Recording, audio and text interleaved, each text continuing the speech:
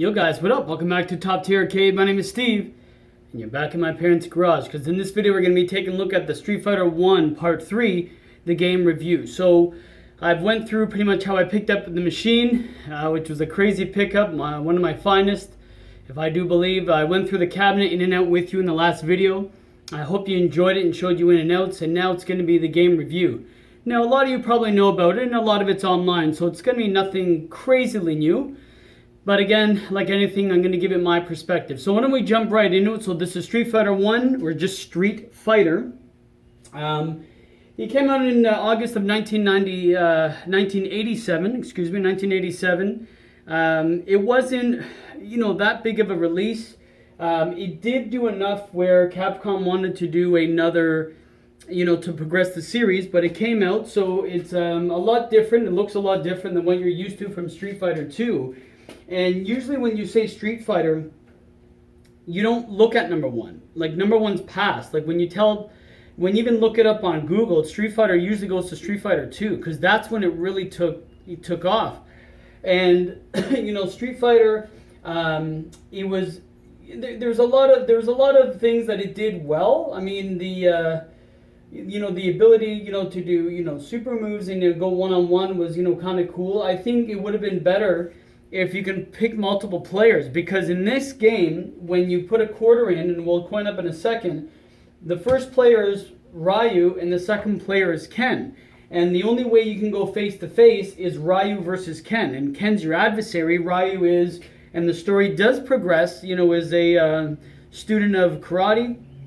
And he goes to fulfill his goal in life and to become the best warrior. And to search out the strongest foes. So, that hasn't changed. That's still ongoing, and Ryu's still looking. Whether it be in the comics or in the games, it's all the same.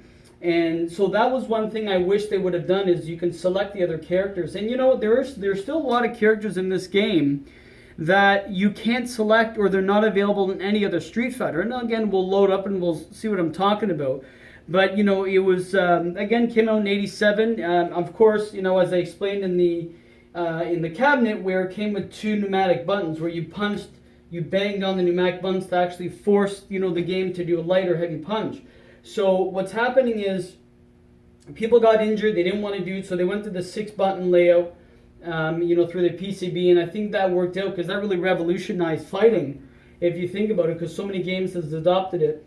And, and there it is, just Street Fighter, man, 1987, it's right there. And Atari made the cabinet, like I said in the last game. They made this type of cabinet, the deluxe version, and then out came the game. So, it builds the story, like we're saying, of the later on Street Fighters. Sagat is the last guy, or the last boss, and he's the king of the Street Fighters, or the king of the World Warriors of the tournament. And Ryu, goes to beat him. Now, the infamy about that is, Sagat in this game does not have a scar, and later in part 5 when we do the gameplay, we'll try to get the Sagat. And I've been practicing, and you know what? It's very hard to pull these moves off, and I'm going to explain that later in part 5. The reason being is, again, it was meant to have a delayed reaction, because when you pounded the button, the pneumatic button, it would send the the force through the air to the PCB. Think of blowing through a straw, like.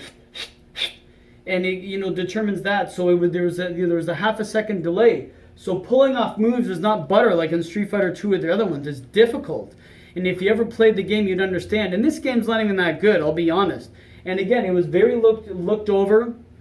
A lot of people doesn't know it exists, but it's definitely one that that again progressed enough and did well enough to make sequels, and thank God. So the producer of this game made this, and later on left the project, because the sequel was supposed to be Street Fighter 89, which now is Final Fight, and they left to do the Neo Geo stuff, and you'll see that. So out came new producers of the game, and the cool thing is, you see how it says this brick wall, and that's Joe. There's Avenger, and there's other games here. Now those are the same. Those games, like Time Pilot, he made Street Fighter. He also made those other games. So Trojan as well is another game. So if you ever look at the history, the producer of this made other games as well, and it was on that brick wall. So What more about the game that I can really say? Of course, it went to a lot of different home ports. It went to the PC. It went to the what's it called? It went to the, is it the Jaguar? Nah, I'm confusing. Give me 1 sec. I have it written down, but I thought I knew about it. Oh, no. Yeah, TurboGrafx. Sorry about that. Yeah, TurboGrafx CD released Street Fighter, but they called it Fighting Street. Apparently, they thought it would, be more suitable for an American audience, which I don't know why, but they changed it to Fighting Street, and that's the first time I played it at home, and I'll get into the memories next video about it, which won't be too long because I don't have that many, but there are a few, and I still remember. So you did get the home port. It's in the PS2. There's a Capcom collection. This game's on there as well, which I do have. I have the physical CD. But that's really much it. I would love, I mean, I know Capcom's watching, but I would love that if they ever made a remake, how they did like Street Fighter 2, they did the HD remake of the Super Street Fighter 2 Turbo would be amazing. If they added, special moves, you can pick the other characters. And I know there's kind of mods online on YouTube that you can check that people actually make it, more up to date, kind of like an alpha series, which is neat. But either way, so that's pretty much Street Fighter 1 as a game. Again, Avenger, Sector Z, Trojan, those are games through there. Why don't we just play a little and just show you a little bit of the gameplay. So I'm going to hit up the credit here. So I'm going to just go player 1. Now you can usually pick 4 countries, but I remove one of the dip switches. There's Japan, there's England, there's China, and there's USA. So we're going to pick Japan. Now, I'm not going to do a full gameplay, but as you can tell, it's very rigid. Music is not too bad. And this is stereo, by the way. It's not stereo because I only have one set up. But, as you can tell, the hit collision is not there. And the irony about it is, as you can tell, you can't really combo because only one hit. And you can tell, only one hit. And, the combo system was an accident in Street Fighter 2. So as you can tell here, one hit, jolts back the player.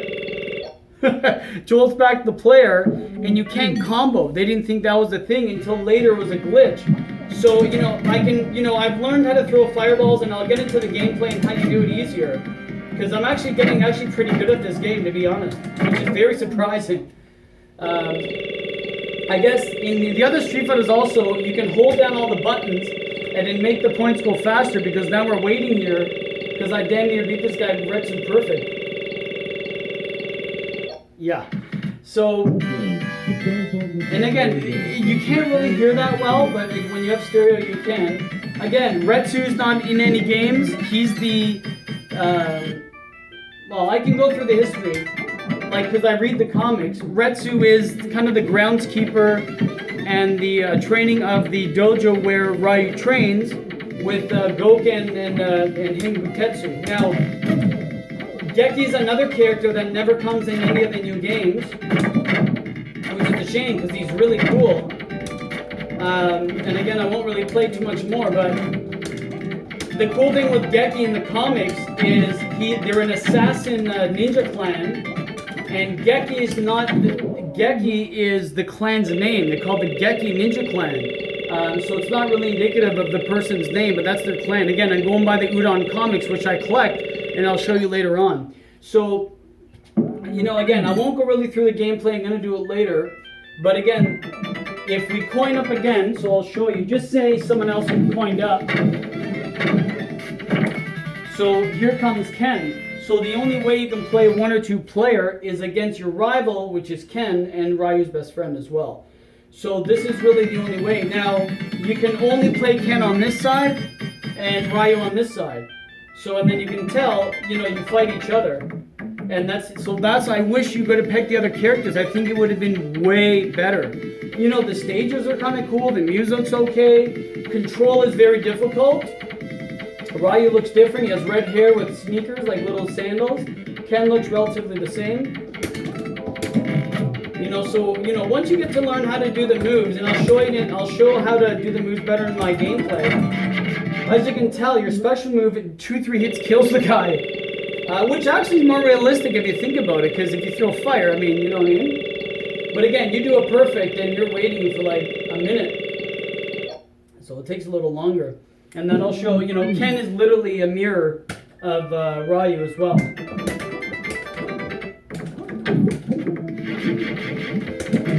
It's a little harder to pull up the uppercut, I have to admit. A little tougher. Anyways. So, again, we'll just let that, and I'll give you a few more understandings of the game.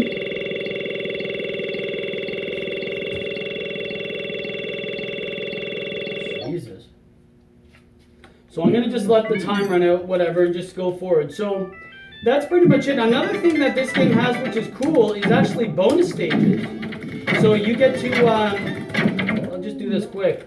You actually get to like break, there's a couple of them. You get to break, similar to the first Mortal Kombat, you get to break stones and you have to time it perfectly. The other one is people are holding up, they're holding up like wooden planks and you have to break them. And I'll show you that in the gameplay. I won't go through it all.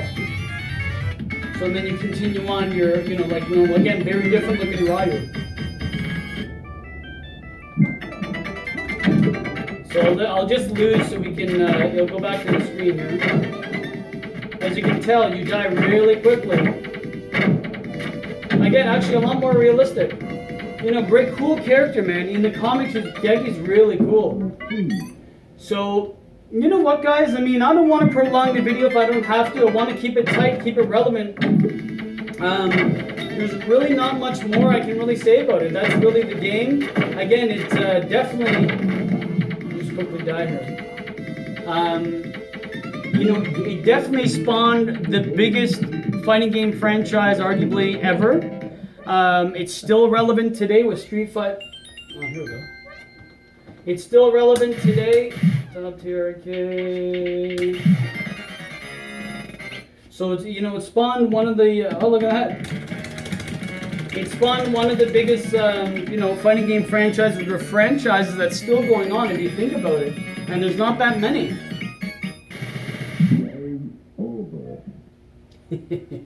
So you know, so that's Street Fighter, and you know, again, it's Street Fighter is in my blood. I've said it many times. You know, I love other fighting games. Obviously, I have Mortal Kombat. Huge fan of Mortal, Killer Instinct. Huge fan. Neo Geo. I can go on, but Street Fighter is my first love. Despite there's times I get mad at the series, like Street Fighter 5. If you guys haven't checked out, I have a review when it first came out on PS4. I was disappointing out of its initial release because it was incomplete. Felt very beta. Now it's progressing and getting a lot better when it comes with the story mode and characters, which is great. So hopefully that evolves. So I've been playing not too much of it because I've been really focusing on the arcade stuff because it's all there. I can pick it up in 2 seconds. But you know what, guys? Again, this is what started it all. You have to give it props. It's rare. It's unique. It's not that good, but in essence, it actually makes it cool because it had a good foundation. Now, Street Fighter 2 was so hard to compete because later on it got so good. Like later came the Alpha series, then it came the Third Strike, then EX, then the crossovers, then Street Fighter 4, then there's so many different variations. And you know, for a game, whether you like fighting or not, to do that is definitely something to be renowned upon and something that, you know, Capcom still holds. Because Street Fighter and Resident Evil are my 2 favorite series of all time. Now that Resident Evil 7 is on its way very shortly, it's very exciting. So guys, that's gonna pretty much do it for Street Fighter. If I've missed or Street Fighter 1, if I missed anything, please put it in the comments below. And that's pretty much it. It's been a pleasure. If you haven't had a chance to subscribe, please do so. Next video, we're gonna be talking about the memories. It won't be too long because again, I don't want to fill it. I don't have that many, but there's a couple that I wanted to remind you about. Plus, I'll have my famous cigar once I smoke and we reminisce back.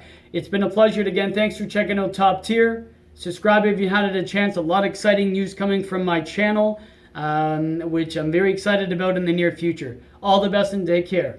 Peace.